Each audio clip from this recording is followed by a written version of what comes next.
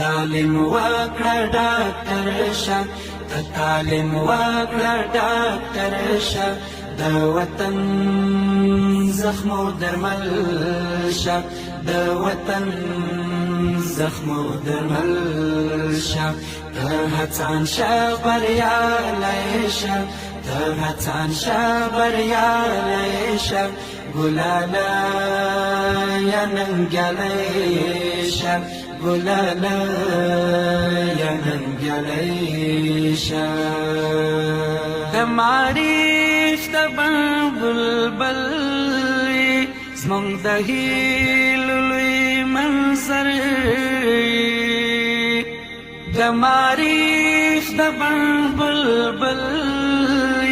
زمونږ د هیلو لوی منظر ای ګلابه لوی